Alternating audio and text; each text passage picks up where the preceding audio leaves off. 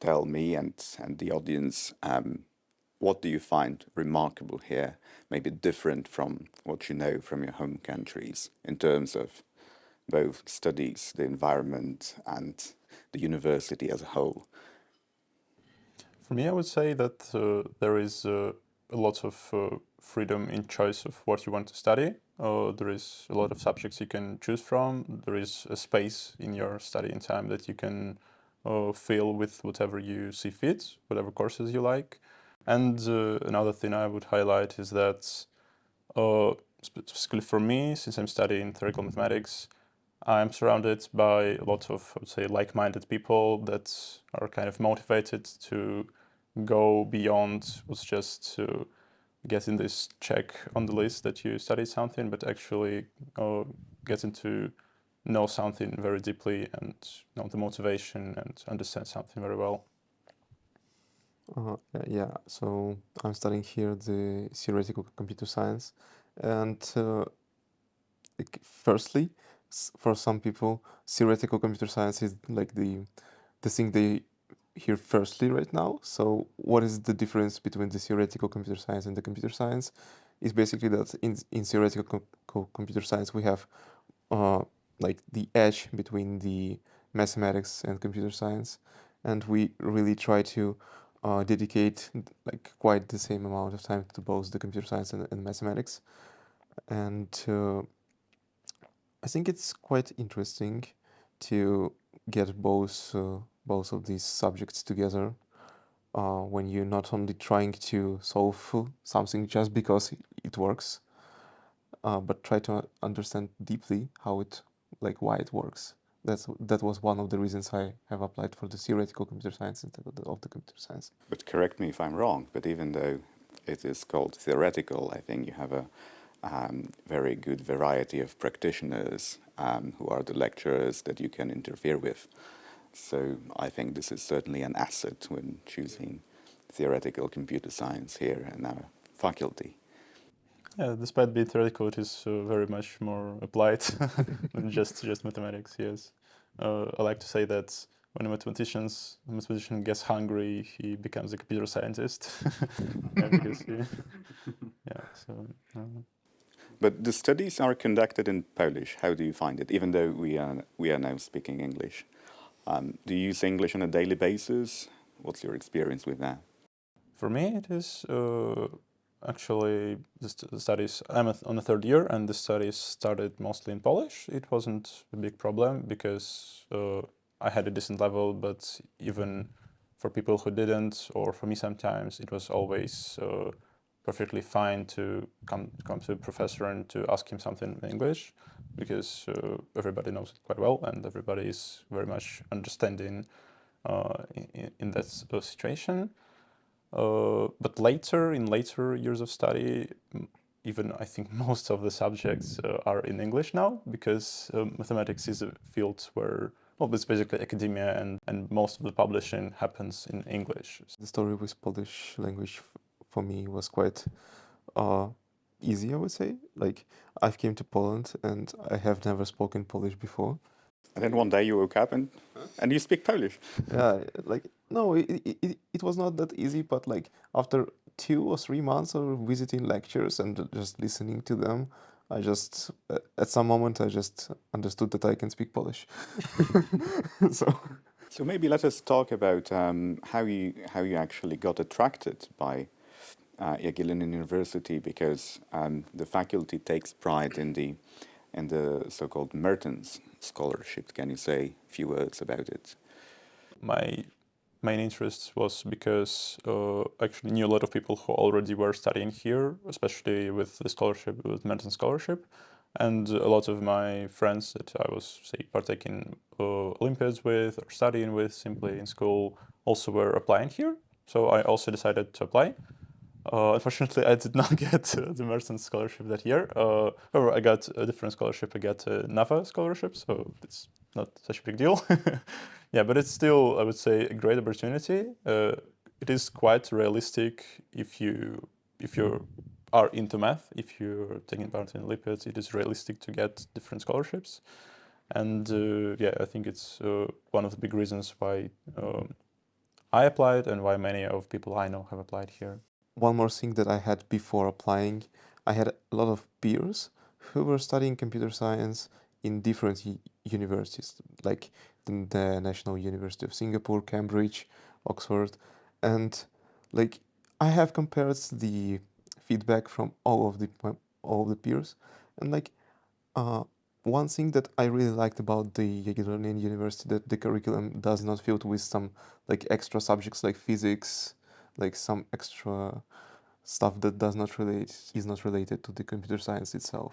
What other activities are you attracted to? Because I know that many students take part in various competitions, especially in programming, but not only. Do you have any experience with that, or you know maybe of your friends, colleagues who are successful or take part in such competitions?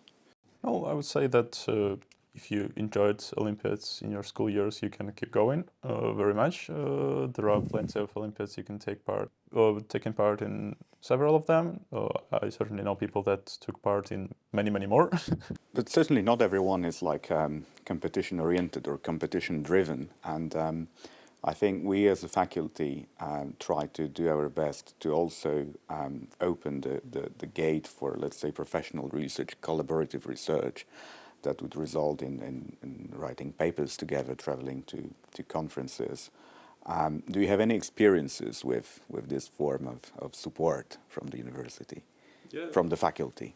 There is the program that you can, well, if you're on, say, merchant's stipend, you can just get it for free, or you can apply for the program of tutoring, which provides the connection between students willing to research, willing to say work at mathematics, some mathematical subjects, and the professors in the university.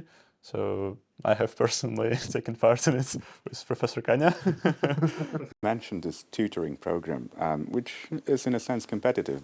Actually, everyone is welcome to collaborate and interfere, also by taking part in the seminars of the working groups that we have here. So I think